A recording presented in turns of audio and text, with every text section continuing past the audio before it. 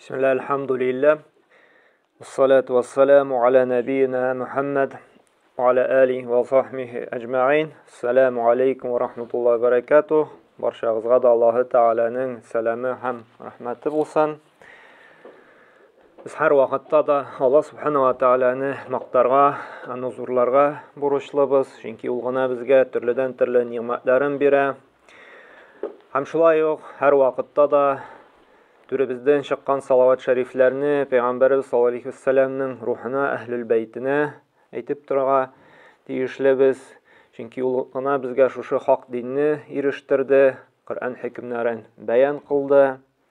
Hem elhamdülillah biz Allah'ın yurtuna, Allah'ını zikir etirge, ilim alırga, bilgenlerini isке düşürge dep jıyıldık.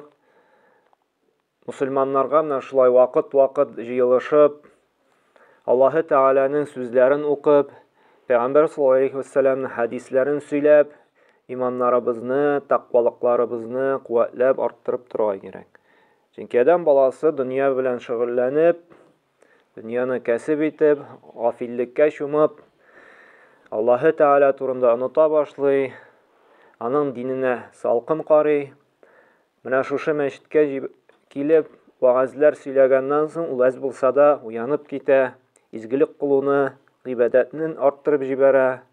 Һәм әле менә бу мәчеткә килеп вааз тыңлау, дәрес алуның тагын бер фазиләте бар.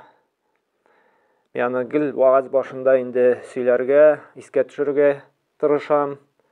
Күбрәк шушы дәресләргә, ваазларга йөрер өчен Mustadrak el-Hakim hadisler jıyıntığında bir hasen derecesindeki bir sahih hadis var.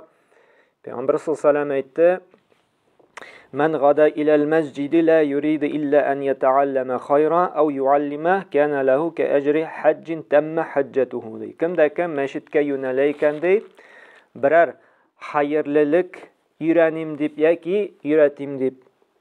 Yani şu ilim taratım ilim alayım әле дип юнәләйкән ди, бары тик шул максат кына. Ягъни я укытучы була, я шәкерт була. Бу кешегә ди Аллаһы Тәгалә ди шушы мәҗлестә тулысынча утырып гыйлем ала икән ди, тулы хаҗ кылган кебек әҗр савабын языр ди.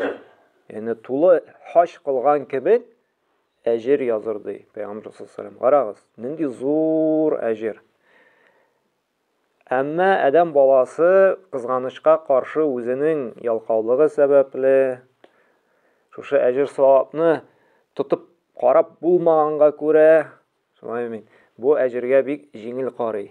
Ярар, телефонга яздыралар, телефонга төшерәләр, кайткач өйдә генә карармын әле, мәчеткә килеп тормыйм әле, диләр. Ну, өйдә, как опыт показывает, русча әйтсәк, тыңламыйм ул өйдә дә. Telefondan da şulay бит, bir калды икән калайын. Әмма шушы тырышлыгын эшкә җигеп мәчеткә килә икән, Аллаһ Субхану ва Тааля аңа шундый зур әҗр бирә. Һәм мәчеттә алынган гыйлем дә өйдә телефоннан тыңлаган караганда күп тапкырга бәрәкәтлерәк. Ул истә дә кала. Аның шушында вагазланган вагазның тәэсире дә файдалырак була. Өйдә караганда. Бер дә булмаганда инде ярый өйдә дә, мәсәлән, бик ерак дия, көн салкын дия, барга машина юк ди, шундый вакытта, файдалы телефоннан да карарга, тыңларга, әмма мөмкинчелегем бар икән, менә шушы хаким җыентында килгән хадисне истә тотып, каралай, бер сәгать кенә түзеп утырсам, гыйлем дә алам, иманымны, таквалыгымны да үстерәм, һәм тулы хаҗлы саваплы да булам бит дип барырга тырышырга кирәк. Менә шушы безне Аллаһы Тәгалә шушында мәчеткә җибәрүе, күңелгә шундый теләк тудыруы, барыйм әле, тыңлыйм әле. Бу Аллаһның безгә карата зур нигъмәте. Аллаһы Тәгалә безгә хәерлек тели. Монда күпме генә кеше утыра, шулай бит. 60 йортлы, 60 хуҗалыклы авылга bir ничә генә кеше. Менә бу да күрсәтә, Аллаһы Тәгалә менә сезгә хәерлек тели. күршегез дә килмәгән шулай бит. Анда бакча күршесе дә килмәгән, әмма сезне монда китергән. Чөнки Пәйгамбер саллаллаһу нәрсә диде? Мен юридиллаһи би хайран юфаққихи фид-дин ди. Кемгә Аллаһы Тәгалә хәерлек телиде, ул аңа диндә аңлау бирәчәк ди.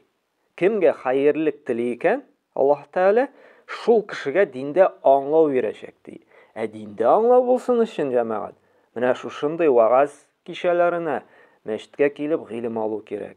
Һәм күңелебездә туды икән шундый теләк, гыйлемгә омтылыш, белим әле, укыйм әле, йөрим әле.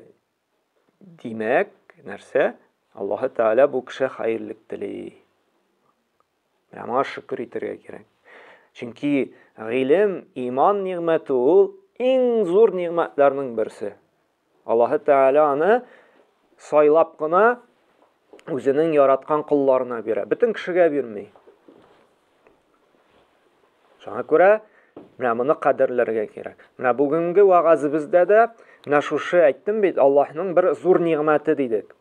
Менә шушы нигъмәтләр турында сөйләшеп китәсе килә. Чөнки Аллаһ Субханаһу ва Тәгалә менә үзенең нигъмәтләре турында Коръәндә бик күп җирдә зикр итә, искә төшереп тора. Менә безгә дә вакыт белән шушы нигъмәтләрне сөйләп, әйтеп искә төшерергә кирәк. Шушы нигъмәтләрнең кадерен белергә, кадерләргә, булганына шөкер итәргә, канәгать булырга. Чөнки Аллаһ Тәгалә Коръәндә нәрсә? Аксарухум ла яшкурун ди, күпчелекләре рәхмәтсез ди. Адәм балаларының күбесе шөкер итмиләр ди. Менә без шөкерле булсын өчен, менә шушы аятларны укып, тагын бер искә төшереп, зарлануны киметеп, булганын кадерен белер өчен, менә шушы аятларны укырбыз. Һәм чынлап та тирә-янга карасак, адәм балаларына биргән нигъмәтләр, алар иксез-чиксез бик күп. Аларны санап бетергесез. Аллаһы Тәгалә Коръәндә әйтә, Нәхл сүрәсендә нәрсә ди? Ва ин та'удду ни'маталлаһи ла тухсуха. Әгәр дә Аллаһның ни'мәтләрен ди саный башласаң ди, аны санап бетереп булмый ди. Нәрсә ул ниғмәт башта? Ниғмәт нәрсә ул? Кешенең көн күрешендә кирәкле нәрсәләре? Әйберләре. Нәрсә кирәк көн күрештә? Һава кирәк безгә, шулай бит. Суламыйча берүз дә яши алмыйбыз. Кояшның җылысы кирәк безгә, шулай бит. Җәй көне инде кояшның җылысында бөтен җиләк-җимешләр кыза пешә, шулай бит. Шифалы яңгыры кирәк безгә, шулай бит. Суы кирәк, ризыгы кирәк, сәламәтлек кирәк. Шунда килер өчен сәламәт булу кирәк, шулай аякларыбыз йөрүе кирәк. Күз, шулай күрү ниғмәте, йорт, шушы мәчетләр. Санап бетергесез. Һәм шуңа да Аллаһы Тәгалә аерым бер менә Коръәндә киңәш итәм, сезгә дә менә Нәхл сүрәсе бар. Бал корты дигән сүрә бар. Менә шушы бал корты дигән Нәхл сүрәсендә Аллаһы Тәгалә саный Адәм балаларына нинди ниғмәтләр бирүен. Менә бик киңәш итәм шушы сүрәне укырга. Шуңгатлык теге Аллаһка карата мәхәббәт, Аллаһның шушы ниғмәтләрен искә төшерә. Бик каты күңелне Аллаһ белән бәйли торган сүрә. Чөнки ул анда санап китә. Нәрсәләрне? Мәсәлән, Нәхл сүрәсенең 12-нче аятында: "Ва саххара лакумул лейла ван-нахар ваш-шамса вал-камар" ди. Мин сезгә ди көн белән төнне буйсындырдым ди. Ай белән кояшны буйсындырдым ди, сезгә адәм балаларына хезмәт итсен өчен. Карагыз, кичкенә генә бер мәхлукатка, кеше адәм баласы күп кичкенә, шулай бит. Нинди галактика белән чагыштырганда без кырмыскадан да кичегрәк. Төн белән көнне буйсындырдым ди. Төгәл төн белән көнне алыштырып торам ди. Көндезләрен эшләр өчен, кәсеп итер өчен, төннәрен нәрсә? Ял итсеннәр өчен. Һәм көннән кояш җылысында җылынсыннар өчен, шушы кояш нуры белән витаминды тупласыннар өчен, башка төрле җиләк-җимешләрен үстерсеннәр өчен кояшны буйсындырдым ди. Сезгә хезмәт итер өчен ди, айын ди, бар иттем ди. Кич белән ай яктысы белән урамнан йөрибез, шулай бит, юлны күрәбез. Һәм карагыз, берсе дә Бүген йокым килә әле дип, бүген чыкмыйм әле дип, кояшта чыкмыйча калмый, һәр көнне чыга шулай бит. Ул чыга, булут капласа да кояш чыккан була. Кайбер кеше бит инде әйтә, менә бүген кояш чыкмады әле дип. Юк, ул чыга, әмма булутлар гына аны каплый. Айы да һәр кичен, һәр төнен яктырта безгә. Һәм нәрсәди? وَالنُّجُومُ مُسَخَّرَةٌ بِأَمْرِهِ һәм матур йолдызларын ди. Күкне бизәр өчен ди, сезгә матур булсын өчен ди, сезгә ди буйсындырдым ди. Инна фи залика лаятин лиқауми яқилун ди. Һәм шушы искә алынган мөгъҗизаларда ди, акыл йөртүчеләр өчен бик зур билгеләр, дәлилләр, гыйбрәтләр бар ди. Һәм шулай Аллаһ Тәгалә Нәхл сүрәсендә әйтә, сезнең ди үзегездә дә ди адәм баласы, үзегезгә карагыз ди, сезнең үзегездә дә ди гыйбрәт алырлык, уйланырлык бик күп мөгъҗизалар бар ди. Чынлап та җәмәгать, менә бүген көндә без гаҗәпләнәбез, менә бу роботларга, төрле IT технологиялар, шулай кара нинди робот идәнне дә суырта, умный домнар бар, шулай бит кулыңны гына әйттең, үзе яна, кухняда нәрсәләр әйттең, үзе пешерә анда, роботлар йөри, кара ничек уйлаганнар. Әмма без бер дә уйлап карамыйбыз, гади генә менә үзебезнең организмга. Бит исең акылың китә. Гади генә менә балалар чабып йөри, шулай булган инде, никахлашалар инде, аларның бала туа дип. Әмма уйлап карасак төптәнрәк, ничек итеп карагыз, бер тамчыдан ана карнына кирип урнашканнан соң целый бер завод эшли башлый. Бер тамчыдан уйышкан канга әйләнә. Шуннан соң сөяк барлыкка килә, сөяккә ит кундыралар. Ничек? Кем аны шундый программа? Әни дә үзе дә белми дә, аңламый да, анда нинди процесс барган. Әмма нинди тулы төгәллек белән, нинди көчле иммунный системалар белән, ничә миллионлаган андагы организмнар кеше төзи. Адәм баласын төзи. Күрә торган, ишетә торган. Яралана икән, үзенең нәрсәсе бар? Үзенең хирурглары бар, шулай бит, бер-берсен тоташтыралар. Сынды икән сөяк, үзенең бар нәрсәсе, үзенең табиблары ялгый торган. Бу бит уйлап карасан, бу бит мөгъҗиза. Да мелочей бөтен нәрсә уйланылган. Күз яше дә баллы да түгел.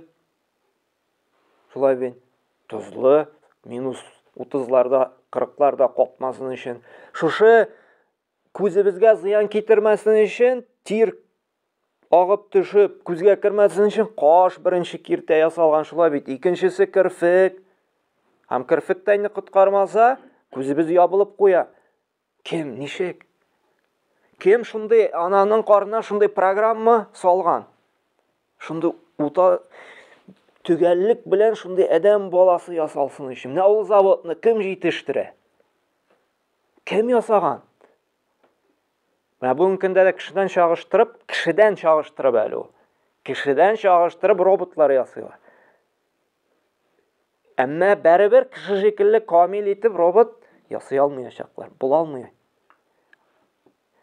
Шулык нәхәл бал кортлары дибез, шулай бит, бал кортлары. Кем бал кортларын өйрәткән, Чәчәккә кунып, нектар җыясын. Кая кем укыткан аларны? Техникум бетергәннәрме, Мәктәптә укыганнармы алар, институттымы? Кем аларга программа салган? Тауларга, агачларга якыралар, шөпшәләр, шулай бит. Алар бит чәчәктән җыя. Нашар исләйбердән түгел, чәчәктән барып беләләр бит, чәчәктә нектар барын кем өйрәткән? Кайтып кәрәзгә тутыралар. Һәм менә Аллаһ Тәгалә шушы Нәхл сүрәсендә бик күп шундый диңгезләрне буйсындырдык ди. Сез ди нәрсәләрдә? Кимәләрдә, корабларда йөзер өчен ди.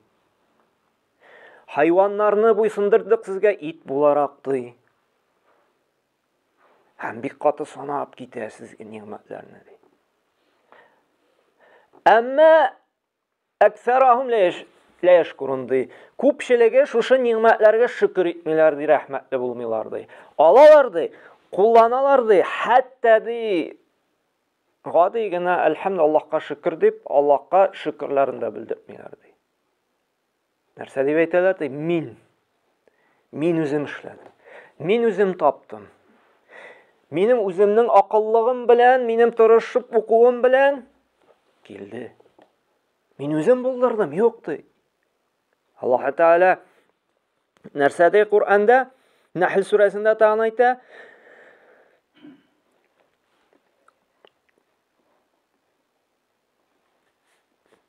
يعرفون نعمة الله ثم ينكرونها وأكثرهم الكافرون ди. Алар ди беләләр ди шушы Аллаһның ниъмәтләрен ди. Әмма инкар итәләр ди. Инкар итәләр ди, танымыйлар ди, бу Аллаһ Тәгаләдән. Ничек итеп инкар итәләр? Минлек белән. Мин үзем моны булдырдым. Шунан белән ди, вакфарахумул кафирун, күпчелеге ди кафирлар, имансызлар ди. Менә адам баласы шундый зат, ул яхшылыкны тиз уныта. Бик тиз уныта. Тормыштан да күрәбез, менә гади генә эшче булып йөргәндә, бөтенесе белән аралаша, нитә, мәчеткә дә йөрергә мөмкин. Ялвара да, дуаларын, кулларын күтәреп. Әнә дөнья ачылып китсә, шулай бит, байып китә ди. Мәчеттә дә күренми, кулда күтәрелми, уже гади генә дусларын да танымый башлый, уже ул үзен нәрсә Аллаһка мохтаҗ итеп сизми. Ачу акчам бар, дуслар бар, хариш әйтеп алабыз ди. Менә бер Бухари җыентында килгән бер зур хадисне сөйләп китәсем килә. Кешенең дә рәхмәтсез икәнен. Пәйгамбер саллаллаһу алейһи әйтте, Аллаһ Тәгалә бер кавымда кешеләрне сынап карарга булды ди. Һәм сайлап алды ди 3 төрле кешене. Кемнәр? Берсе проказа шире. Менә псария шикелле тән бузыла тора, тән ямсыз була инде, кеше җирәнә, нитә теге. Икенчесе пляж. Шеш үсми. Бар бит шундый кешеләр, вообще теге каш та юк, кирфек та юк, сакал да юк, ни. Нәрсә ул? Җын чыкмый берне каяда инде. Һәм өченчесе сукар. Һәм Аллаһ Тәгалә сынар өчен фәрештәләр җибәрә. Без беләбез, фәрештә кеше сыйфатына кирә ала. Аллаһ Тәгалә Җибрил хадисендә беләсез, кеше рәвешендә мәчеткә килеп сорап алды, шулай бит. Һәм шушы җирлеккә, шушы кешегә Аллаһ Тәгалә фәрештәне җибәрә. Иң беренче килә шушы проказы, тир авырту белән авырткан кешегә. Менә син ди бу дөньяда ни теләр идең ди? Менә сиңа нинди ниъмәт телисең ди? Ул әйтә, мин ди матур тән телим ди. Тагын нәрсә телисең ди? Кешеләр миннән җирәнмәвен телим ди. Кешеләр минем белән дус булып, минем белән аралашуын телим ди. Фәрештә Аллаһның әмере белән моны сыпыра. Һәм бу инде бик матур тәнле кешегә әйләнә. Һәм сорый, менә дөнья малыннан нәрсә телисең ди? Мин ди дия телим ди, дия. Чөнки беләбез, элеккеге вакытта хайваннар ул дәрәҗәне күрсәтә. Шулай бит, дия булсын, сыер булсын. Чөнки ризык ашау иде элек. Һәм моңа нәрсә? Дия бирелә. Но дия балага узган. Буаз дия микән, дияләр ничек әйтәләр? Ярар, фәрештә китә. Аллаһ Тәгалә сиңа бәрәкәт бирсен дип, шушышыңда дип, дияны бирә дә китә. Һәм икенче кеше янына килә. Теге пляж кеше янына. Син ди нинди ниъмәт телисең ди? Аллаһ Тәгалә сиңа нәрсә бирүен телисең ди? Мин шеш телим ди. Кеше җирәнмәвен телим ди, кеше минем белән аралашуын. Шулай сыпрада шеше була.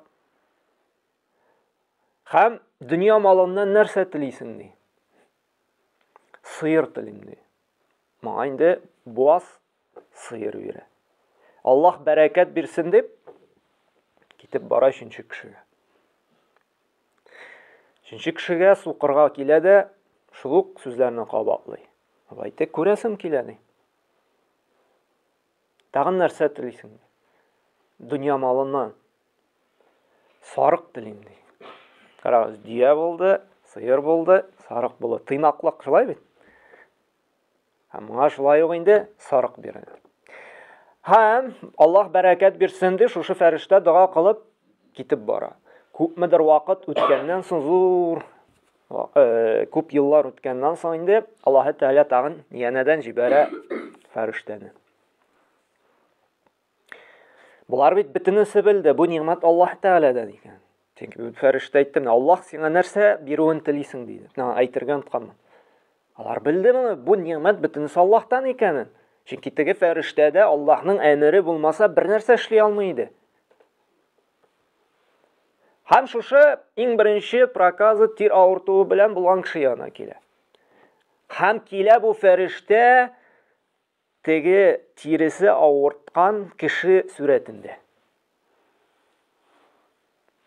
Шундый теге тиресе авырткан бик мискин хәлдә килә тегене. Тегене искә төшерер өчен, үзе нинди хәлдә булганын искә төшермәс микән дип. Мин ди мусафир ди. Минем ди ризыгым да бетте ди. Менә өемә кайтып җитер өчен бер дия генә бир әле миңа ди, утырып кайтыр өчен ди. Күреп торам, синең ди бик күп монда. Бу дия үршигән була, моның инде бик зур байлыгы була, моның бик күп көтүе була, диядән көтүе белән. Бер генә дия бир миңа ди. Сиңа бит бер нәрсә дә түгел ди. Кара ди монда ди, син Аллаһ Тәгаләнең ди бәрәкәт биргән ди. Юк ди. Бу ди үз тырышлыгым, үз зирәклегем белән табып алган мал минем ди. Хукукларым күп минем ди. Yani гаиләсе каршында, эшчеләр каршында бир алмыйм ди.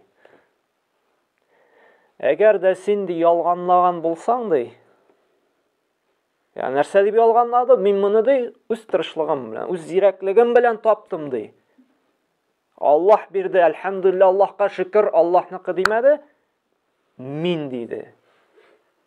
Әгәр дә ялгандаган булсаң, Аллаһ сине кире элекке халәтеңә кайтарсын ди. Һәм кире Аллаһ Тәгалә элекке халәтенә кайтара. Һәм китеп бара икенче кеше янына. Пләш янына.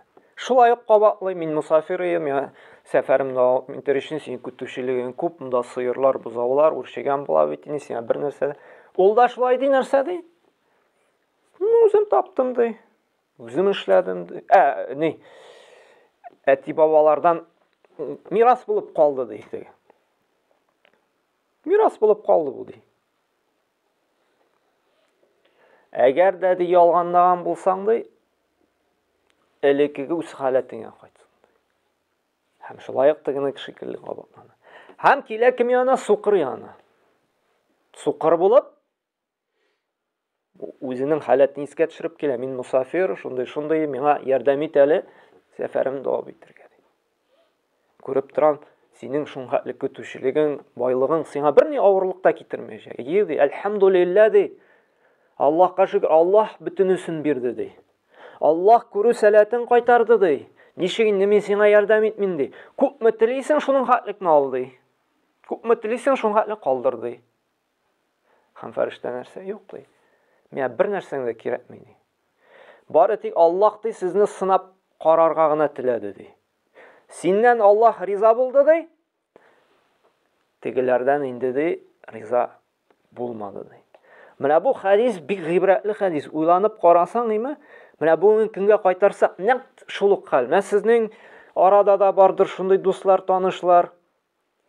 Гади генә булганда менә шулай йөри, нитеп киткәч, үсеп киткәч, искә төшерә башлый. Юк ди, кая Аллаһ ди. Үзем эшләдем ди, үзем таптым ди, үзем булдырдым, оныта. Кем аны шундый дәрәҗәгә иткән? Кем аңа эшләргә көч-куәт бирде? Кем аңа шундый җитезлек бирде? Кем аңа шундый зәкилек, акыл бирде? Җәмәгать, үзем эшләдем дибез, эшләү белән генә бит бер нәрсә дә тормый. безнең бит әле бар нәтиҗә дигән әйбер. Результат. Эшләүдән генә торса, бөтенез бай булып бетерик. Чөнки бөтен адәм баласы тырыша, кәсеп кыла, булдыр алганча үз көчле үзеннән килгәнчә үҗәтлек кыла, шулаймы? Әмма карасак, менә 12-13 сәгать эшли. Шулай ук яшәү как, гади кеше инде. Башын күтәрмичә эшли инде. 6-7 үгезе бар аның мәсәлән. Сыеры бар. Басуда, кырда, тракторда. Үзебезнең авылдагы ни әйтәм инде. Шул ук бер нәрсә үзгәрми. Ничә ел шул ук. Икенче бер дус малай бар. Ансы 4-5 сәгать кенә эшли, тегән каранда 2 тапкырга күбрәк хезмәт хакы ала. Тырыша бит, тегесе бит тырышлыгы күбрәк, монсы бит әзрәк тырыша. Нәтиҗәдә монсы яхшырак яши, тегән каранда монсы ял итәргә дә йөри. Монсы инде авылдан артык, теге Казаннан артык җиткән дә юк. Нәрсәгә? Чөнки нәтиҗә. Тырышлыкта түгел, Аллаһ нәтиҗәне ничек бирә? Бу нәрсәне күрсәтә. Нәрсәгә эшләсәң дә Аллаһтан сорап, Аллаһка тәвәккәлләп башларга кирәк. Һәм нәтиҗәне көтәргә түгел, мин тырыштым, мин бик күп укыдым, мин тәҗрибәм яхшы дип, юк. Аллаһ бирсә була, әлхәмдүлилләh. Шуңа да менә бу безне җиргә төшерә торган хадисләрнең берсе булып тора. Һәм адәм баласы менә бу минлеген, тырышлыгыннан бер нәрсә килмәгәнендә ахир чиктә бер аңлый. Менә кайбер вакыт Аллаһ Тәгалә безне дә төрле ширләр белән, төрле проблемалар белән сыный. Сынала башлаганда, кешенең кесәсендә акча булганда, дуслар әле телефонны алганда, шалтыраткач, бәребер әле үзен уверенный хис итә. Ярар, монда дустым бар, ул РКБда эшли, сөйләшер, кертер карарлар. Яни Аллаһ турында уйламый. Ярар, операция булса акча бар, түләрбез, нитербез. Әйтәсең ама, син бит шундый момент Аллаһтан ялвар. Нинди Аллаһ инде ди? Нинди Аллаһ? Аны күрмәгән, тотып карамаган кем белгән? Бүген көндә акча решать итә ди, дуслар ди. Һәм нишли? Бара карый тикшерәләр, я диагноз куя алмыйлар, я түли операция ясый, дәвалана алмый, тегендә бара, дәваланып карый, килеп чыкмый. Монда бара, операция ясатып карый, килеп чыкмый. Хәтта чит илләргә дә барып карыйлар, булмый. Һәм шул вакытта нишли? Бернинди инде чыгу юлы калмагач, тәкәбир башын минлеген аскайып килә мәчеткә. Хатамны аңладым. Аллаһтан башка монда бер нәрсә дә мине коткара алмый икән. Акча да бессильный, дусларым да кеше юк икән ди. Шуңа да Аллаһ Субханаһу ва Тааля нәрсә ди? وَمَا بِكُمْ مِنْ نِعْمَةٍ فَمِنَ اللَّهِ. Сезгә нинди генә ниғмәт булмасын, нинди генә ниғмәт ирешмәсен ди, ул бары тик Аллаһтан гына ди. Һәм белегез ди, ثُمَّ إِذَا مَسَّكُمُ الضُّرُّ فَإِلَيْهِ تَجْرَؤُونَ ди. Әгәр дә берәр сынау килә икән ди, берәр зарарга ди дучар булсагыз ди, siz bit bərabər axır şikdə аңа ялварашaqsınız ди. Шуңа күрә Аллаһ Тәгалә искә төшерә.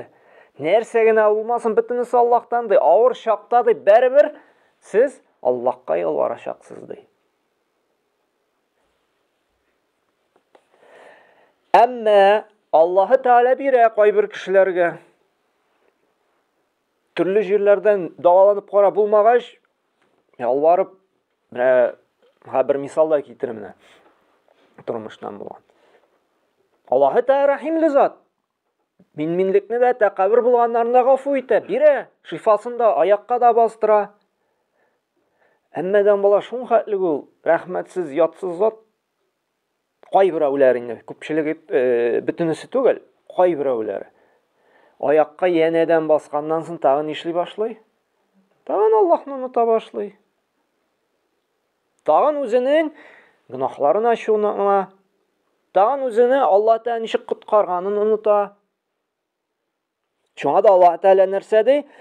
Сумма иза кашафа дурра алейкум иза фарикум минкум би раббихим юшрикун. Һәм шуннан соңда шул зарарны сездән Аллаһ Тәгалә алгач арагыздан булган кайберләре арагыздан кайберләре Раббысына тиңдәшлек кыла башлады. Раббысына карата башка иләһләргә гыйбадат кыла, нәфесенә ярә, күңелен опять же шул акча белән бәйли башлый, байлыкка тәвәккәлли башлый. Менә мисал китермен дигән бер дус малай сөйли.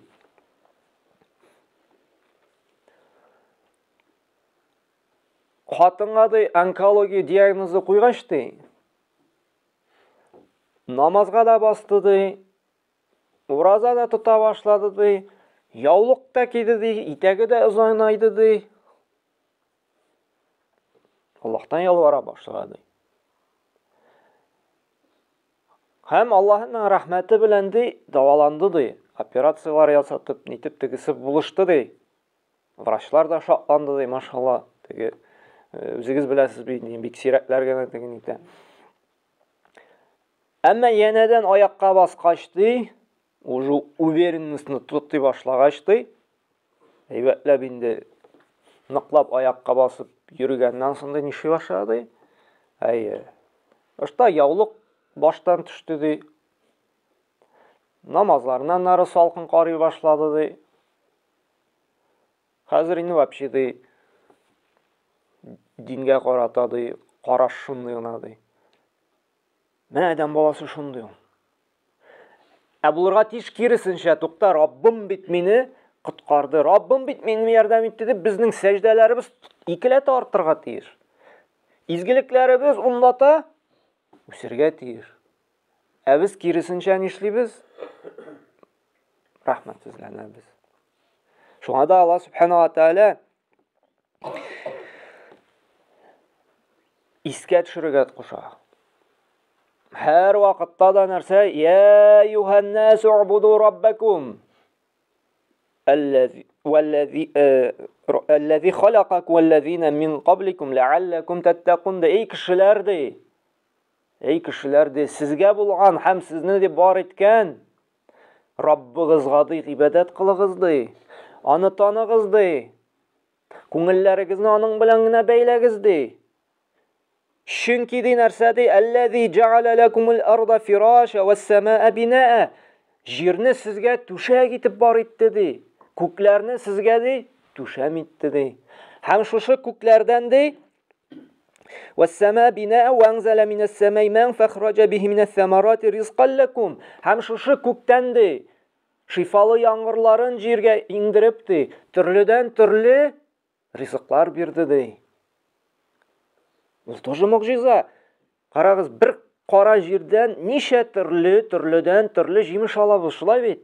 Август ахырында, сентябрь башында карагыз, бер кара җирдән бәрәңгесендә, суганында, кишерендә, сарымсагында, помидор, кыярында, кабагында, кабачкины, шулай бит. Бер җирдән күпме? Җәй көннәрендә шулай кайын җиләге дә бар, Виктория җиләге дә бар, җил җиләге дә бар. Нәрсә генә бер кара җирдән шифалы яңгырын яудырып, күпме ниъмәт бирә.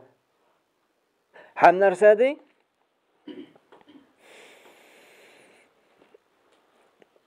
فَلَا تَجْعَلُوا لِلَّهِ أَنْدَادًا وَأَنْتُمْ تَعْلَمُونَ. Аллаһка тиңдәшлек кылмагыз. Аллаһтан башка затларга гыйбадат кылмагыз. Күңелләрегезне Аллаһтан башка белән бер кем белән дә, бер нинди связь белән дә, бер дуслар белән дә, бер ни акча белән дә, байлык белән дә бәйләмәгез. Чөнки хакыйкый ризыкландыручы, хакыйкый бирүче, файда китерүче һәм зыяннан саклаучы ул бер генә Аллаһ.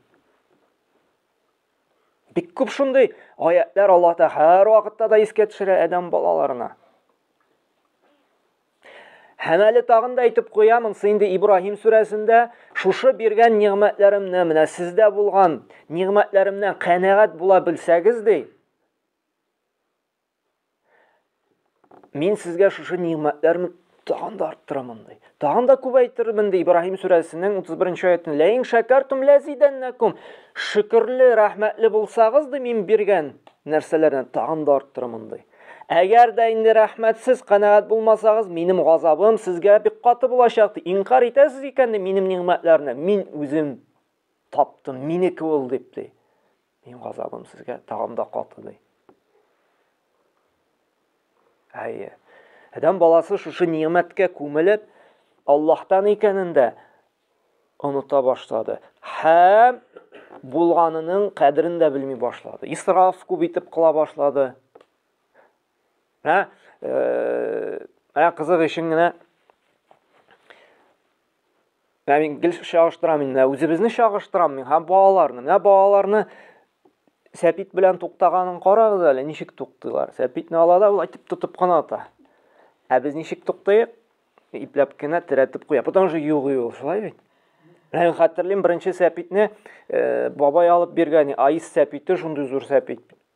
Менә улым берничә пенсияны җыям, сәпит алабыз дип. Мен аннан соң инде белмим, чоклап та алмады инде шулай бит. Әле хәтерлим, шофер авылда бит инде бер ничә генә, бөтен авылга бер 200 хуҗалыклы авылда бер 10 машина бар иде. Шуның берсенә теге sütme itme taşırga iltip jüri rayonga. Şuna akşa berip jibərdi. Şuşunday səpit alıb qaytdı. Şuşu maşinanı yoklamış 2 gün tərəzədən qarab küttüm qaşan qayta ekan bu.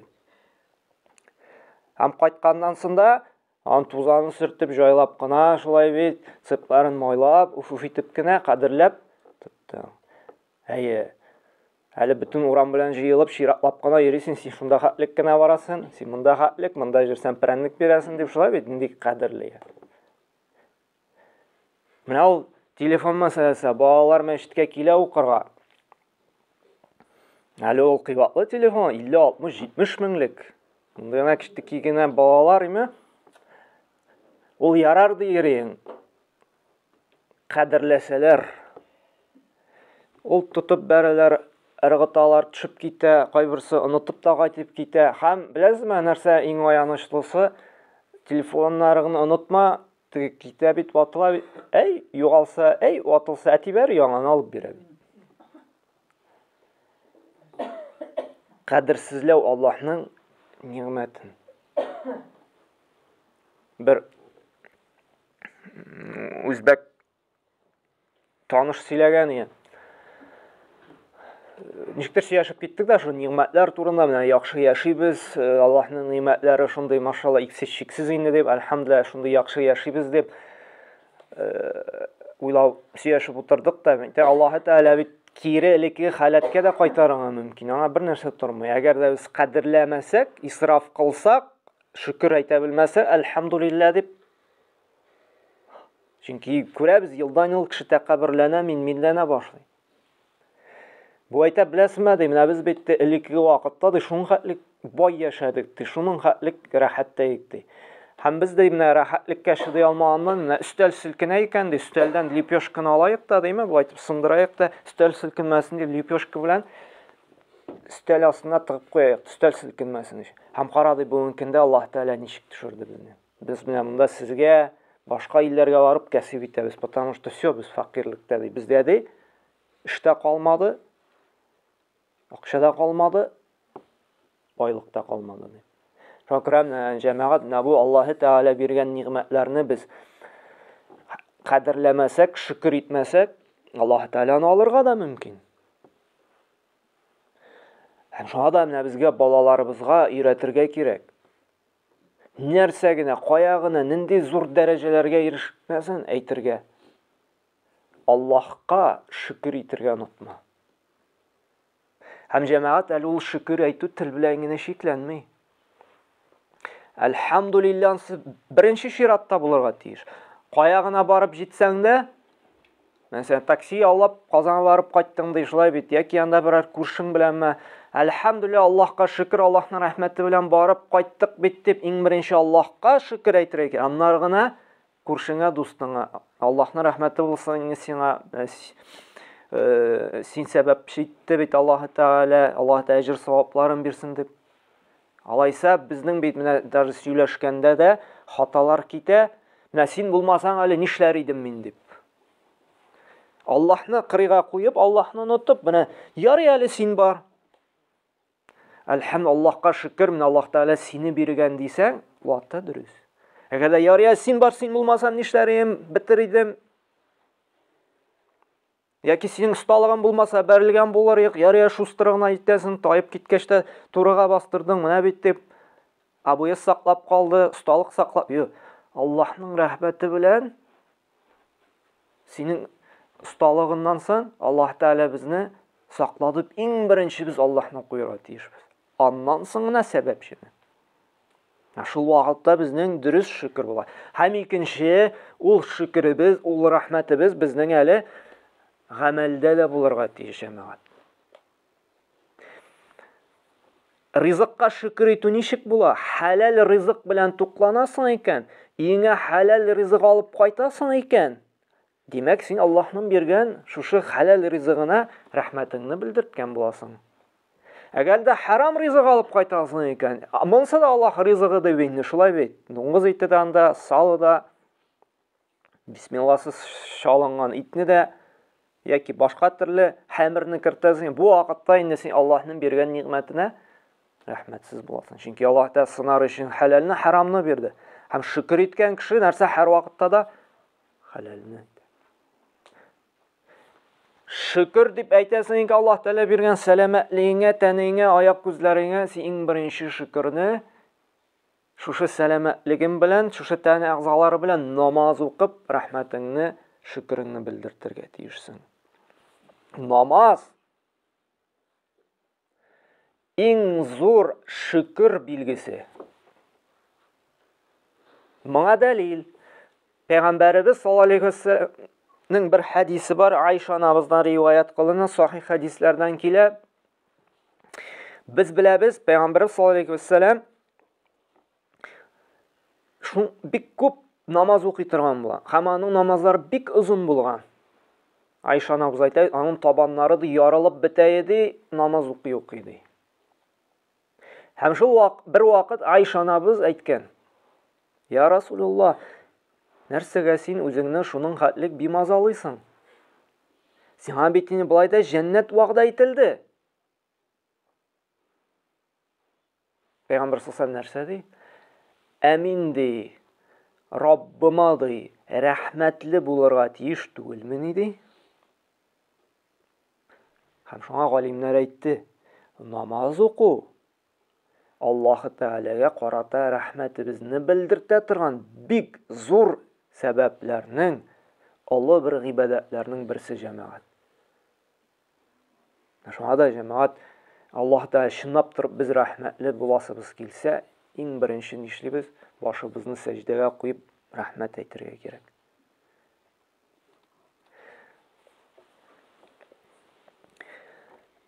Аллаһ Субханаһу ва Тәгалә менә бер тагын шушы ниъмәте буенча бер сүрә, Луқман сүрәсенең менә 20 һәм 21 аятларын укып китәсе килә. Аннан соң инде шуның белән инде тамамларбыз да. Кешегә менә шуларны сөйләгәннән соң ул спорлаша башлый, шулай бит. Коръәнгә каршы килә торган сүзләр әйтә башлый. Һәм менә Аллаһы Тәгалә дә әйтә: "Алам тарау анна Аллаһ саххара лакум ма фис самавати ва ма фил арди ва асбага алейкум ниъмату захира вал батина." Сез дә күрмисезме дә Аллаһы Тәгалә күк һәм җирләрне сезгә буйсындырды ди. Тыштан күренә торган һәм эчтә дә ди сезгә ди бик күп ниъмәтләр бирелде ди. Сез шуларны бер дә уйлап карамыйсызмы әллә ди. Һәм менә шушы сүзләрне ди кешегә җиткергәннән соң ди: "Ва минан наси ман юҗадил филлаһ бигайри илм ва ла худа ва ла китабин мунир" ди. Кайберләре ди бәхәсләшә башлый ди. Аның дине хакында ди дәлилсез, белемсез ди. Һәм ниндидер берәр Коръән кебек китапка таянмыйчы ди. Шушы хаклыкны инкар итеп спорлаша башлыйлар ди. Һәм аларга әйтсәң ди, "Ва иза кила лахум иттаби'у ма анзалаллаху калу бал наттаби ма ваҗадна алейхи абаана авалау кана шайтану яд'уhum ила азабис-сагир" ди. Әгәр дә аларга ди шушы Коръән аятларына, менә шушы сөйләгән аятларга чакыра башласаң, аңлата башласаң, Аллаһка шөкерле булырга кирәк, Аллаһка гыйбадат кылырга кирәк, аның хөкемнәрен үтәргә кирәк дигәч, нәрсә ди? Нәрсә дип әйтәләр ди? Юк ди, безгә хәтлек яшәгән ата-аналарыбызны да, бабаларыбызны да мондый юлда тапмадык бит. Нәрсәгә әле без шушы Коръәнгә иярергә тиешбез диләр. Бүгенге көндә дә бит чакыра башласаң, нәрсә ди? Минем туганнар да намазда, диндә булмады. Кешеләрнең күпчелеге дә бит диндә түгел. Бәхәскә керә. Әгәр дә ул хаклык булса, бөтен кеше диндә булыр иде. Әгәр дә ул дөрес булса, шушы Коръән, шушы син әйткән Расулның юлы, алар бит инде ышанырлар иде, бөтенесе шулай яшәр иде. Юк, җәмәгать. Иманга килүче дә, шөкер әйтеп ниъмәтләрен кадерен белүче дә, алар бик әз булачаклар. Чөнки Раббыбыз Коръәндә әйтте, "Аксарахум ла юъминун" ди. Күпчелеге иман китермәс ди. Күпчелеге шушы Коръәнгә, шушы ислам диненә ышанмаслар ди. Һәм аксарахум ла яшкурун. Һәм күпчелеге рәхмәт әйтүчеләрдән, шөкерлеләрдән булмас ди. Иманга килүчеләрдә хакыйкый Аллаһның биргән ниъмәтләреннән канәгать, риза булып рәхмәт белдертүчеләр, алар әз булачак җәмәгать. Чөнки бу Аллаһның вәгъдәсе. Ни өчен әз булачак? Менә алмаз, бриллиант, алтын, платина, алар әз. Шул әз булганга күрә аның бәясе дә бик кыйммәт. Шулай бит? Әз булган әйбернең бүгенге көндә дә бит кайбер техника читтән кермәгән кирә бәясе бик каты артты. Потому что юк. Дефицит нәрсә бәяне арттыра, шулай бит? Җәмәгать, менә шушы диндә, менә шушы иман байлыгы да ул бик кадерле, бик кыйммәтле әйбер булгана күрә, Аллаһы Тәгалә күп кешегә аны бирми. Аллаһы Тәгаләне сайлап яратканнарына кемгә җәннәт тели, кемгә бу дөньяда да, ахирәттә дә хакыйкый уңыш теләгәнгә генә сайлап бирә. Шуңа да менә Аллаһы Тәгалә безгә шушы һидаятны туры юлны бирде икән, моны кадерләргә кирәк.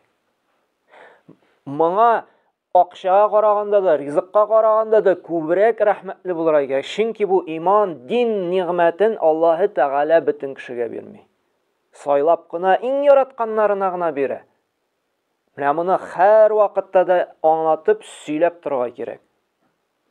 Без аны бер җиңел бер нәрсәгә генә карыйбыз. Юк.